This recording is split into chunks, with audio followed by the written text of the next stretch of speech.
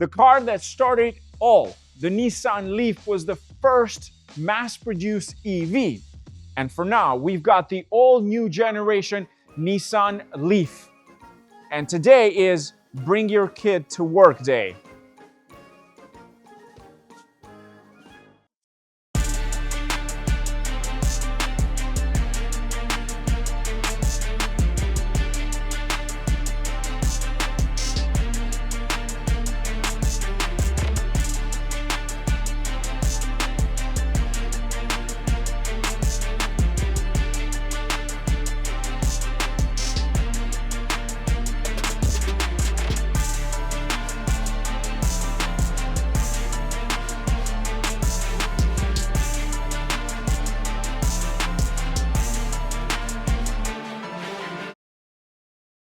Let us start first with the exterior because there's a lot to unpack.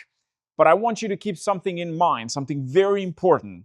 The word Nissan, which means Ni, number 2, San, number 3. And that word, you're going to see it across this car. And I'm going to show you all the Easter eggs hidden because this thing on the outside might just look like a beautiful EV. It has quite a lot of Easter eggs hidden. And today I'm going to show you everything. Let us begin first with the front end. So what do we have in here? New headlights. The entire front end is redesigned. In fact, the entire car is redesigned. But I'd like for you to pay attention to some of the details. The headlights, what you see in here is that Nissan badge that I mentioned previously. There's so much to unpack with this vehicle. I love the little details. This is what gets me excited when it comes to car reviews. Finding stuff like this. Easter egg. That means the companies went really far to make this thing as interesting as possible, yet making it look great. Moving on to the bottom part, the same thing with the bottom part of the bumper, where you have that Nissan logo that you see on the actual headlights. Love that. Same thing at the front, we've got the Leaf badge, and the entire front end of this thing, it's very flush design. Does this thing have a frunk? Unfortunately, it doesn't, and I think that's kind of like the disappointing part. Moving on to the side profile, again, that number 2 and 3, you see it here. On the actual wheel, if you pay attention, you'll see the number 2 and number 3, Nissan. And then we have the charging door, which also has the same design, number 2 and 3. You'll see the logo on the side. This vehicle is equipped with 2 charging ports, one on the left, one on the right. One is for Next, which is the one that they use for Tesla. The left one, the right side door is for the standard charging. Now, what about dimension? Well, the vehicle is taller, but it has better drag efficiency compared to the outgoing model. Next thing you notice is the shape. It doesn't look like a sedan or a hatchback. It actually looks like a mini SUV or a CUV in this case. Next thing, accessibility. We've got the front doors, flush design for better aerodynamics, but only the front doors. So what do you do on the second door? Well, in this case, it's that design that you have seen in other vehicles where the door handle is located onto the top pillar. You pull that and you get access to the second row. Now, you're probably wondering, why did they do that? Again, aerodynamics. When it comes to electric vehicles, every little detail matters to get the best range, including the wheels. Now, the one that we have in this video, it's not the top trim.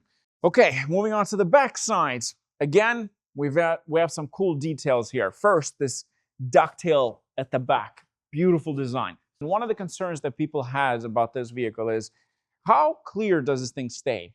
My experience of driving for a week during snow and rain, I'll tell you, no problem. You don't actually need a wiper in here because the way this thing is positioned, the water just falls through. Plus, it just clears it. So I don't think there's an issue there. So if you're concerned about that, don't worry. With this package, we don't get a power tailgate. It's manual, but it offers quite a lot of space compared to the outgoing model, which is fantastic. There's more space underneath too. You can lift the cover and get access to the bottom cargo area. Next thing you notice, the protective area here continues with that Nissan logo. I love the little details of this vehicle.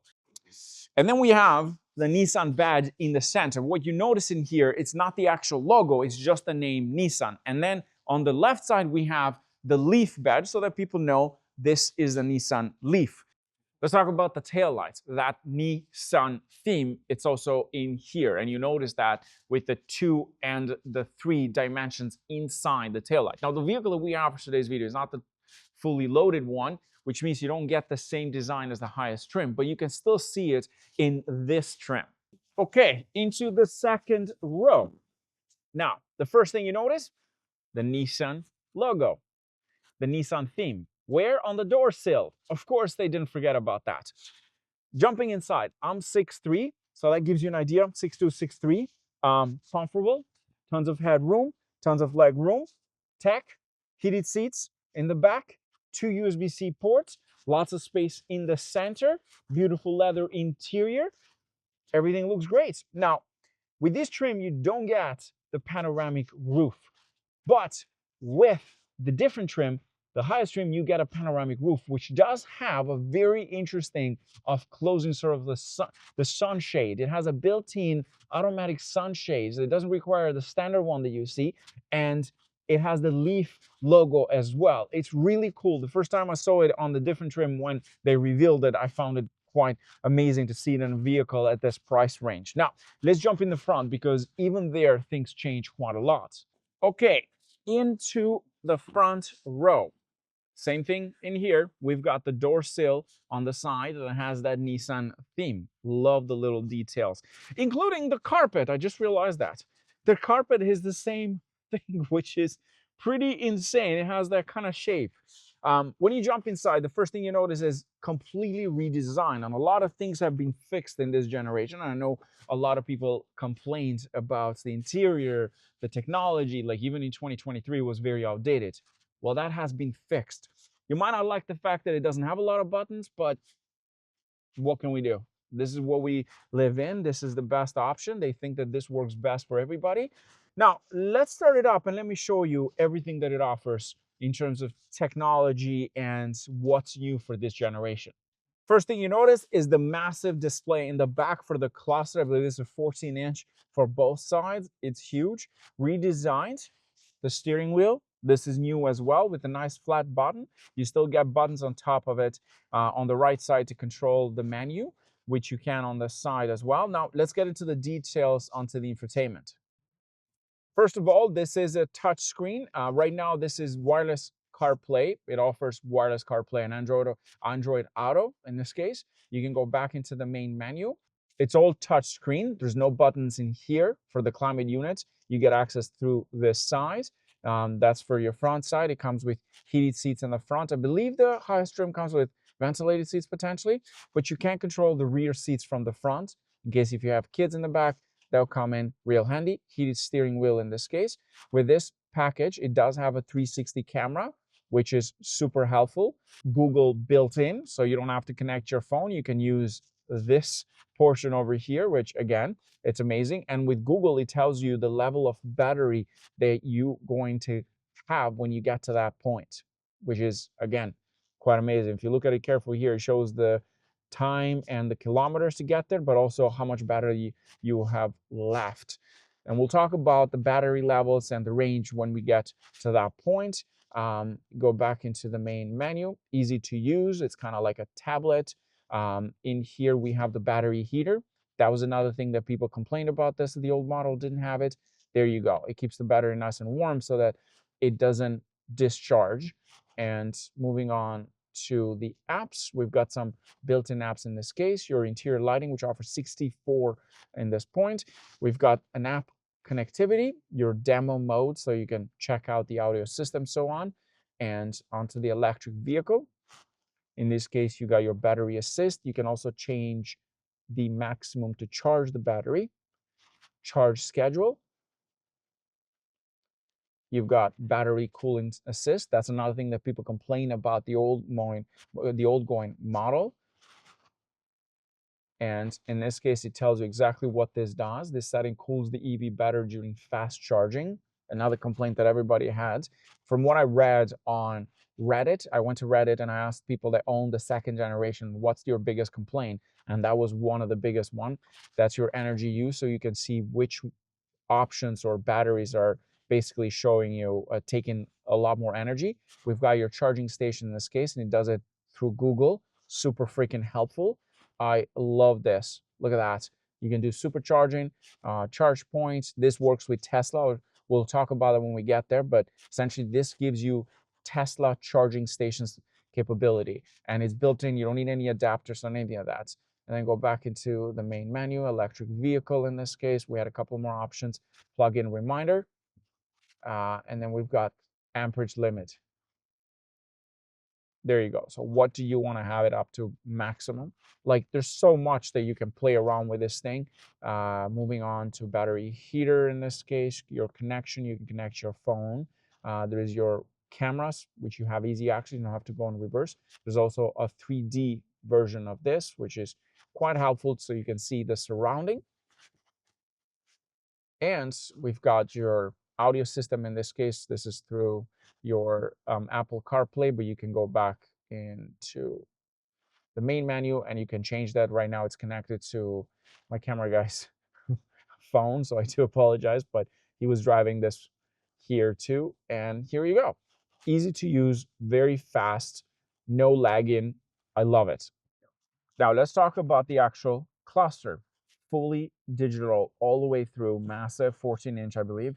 This one, you can control it through the buttons on the steering wheel. You can do change to meter view, so you change the layouts, but it's still showing you the built-in GPS in here from Google. Such a great feature to have. I love that. And then you've got your driving modes. That's your personal, sport, standards, and eco. Now, it does have an e-step, and with e-step, you can change, if we put it to drive, you can change the level for the e-step by using the pedal shifter. So you can do it as stiff as you want it to. Some people will understand how that works if they've driven EVs, but essentially it's the regeneration. That's what e-step means. We're going to talk about how well does this thing behave with e-step. Is it like other vehicles that do hard braking or soft braking? We'll go for a drive, but that essentially shows you pretty much all the information that you need from the cluster. Moving on to the steering wheel. This is the redesigned steering wheel with paddle shifters in the back, not for your transmission. This is for regeneration. And then we've got your buttons on the right. This is my favorite thing, so you can control information onto the cluster.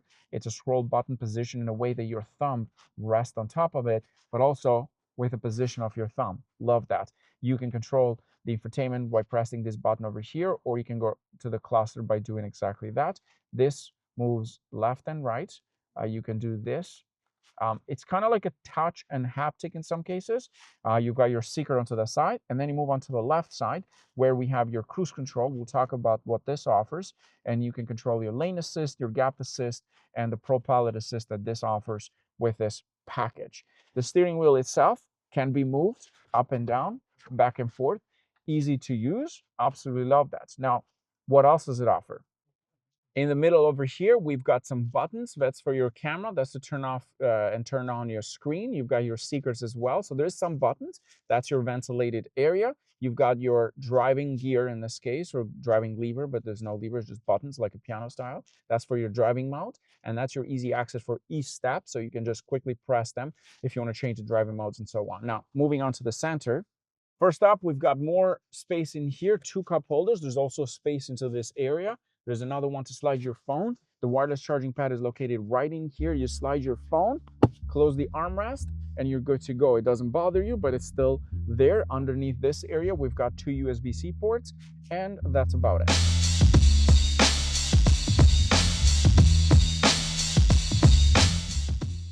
This one makes 214 brake horsepower and about 240 pound-feet of torque.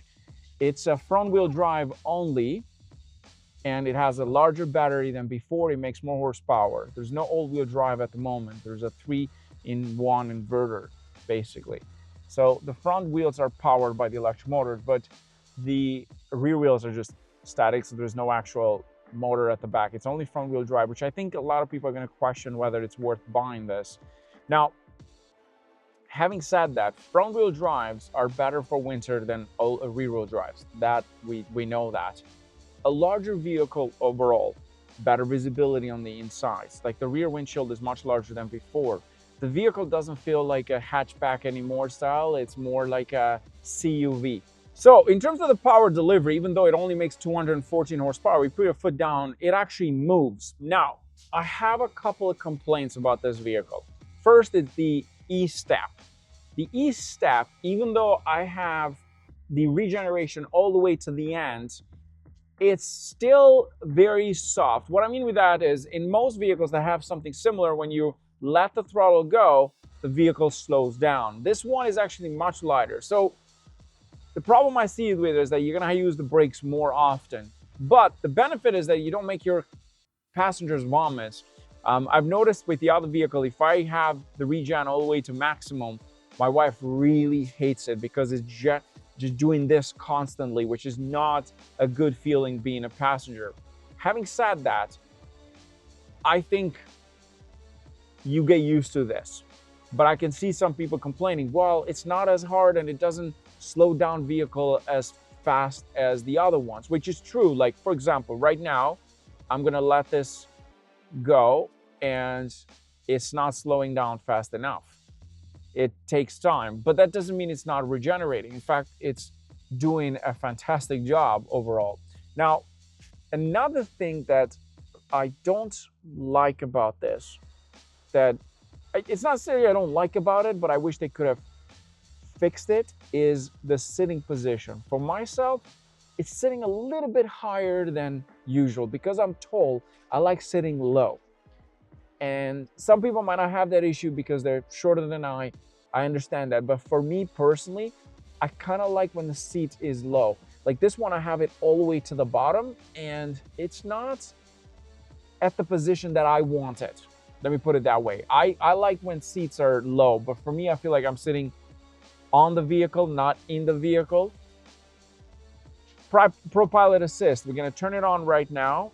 Put this one, has it, there we go. ProPilot Assist is on. It's steering for me.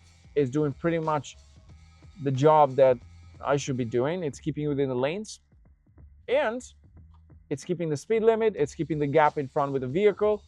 That's about it. Gotta love this thing. Interior, as a driver, I've got lots of space in the center compartment, the wireless charging pad in here. Let's just increase the speed a little bit more. Now, when you put the ProPilot Assist on, the E-step turns off. Next thing that I read in the comments on Reddit was visibility was very poor in the old model. How is it in this one?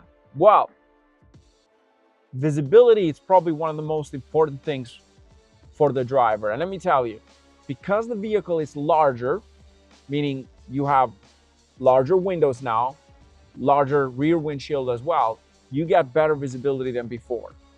Even at the front, this is huge. The side profile, I can see so much onto this area. Plus, you have your parking assist, your cameras, and so on. Now, range. Well, it depends on the trim. The one that we have gets about 426, 430 kilometers, but it goes up all the way to 488 kilometers, which is better than before. In fact, it's double than the second generation. And it is better than most of the competitors, like the Kona EV, the Niro EV, for example. This thing, it's at a much higher range, which I think is super important for a lot of people that are going to daily drive this or take this for a long trip. So to wrap it up, what do I think about the new Nissan Leaf? This thing was the first EV to be mass produced, available to so many people. In fact, I see so many on the roads. Nissan sold over 500,000 units since the first generation, which is super impressive. I love the design on the outside. It doesn't look anything like any other vehicle out there. It's unique. It's got a proper proportions, proper shape. Do you like this car, Papa? Okay, so Ben loves it too.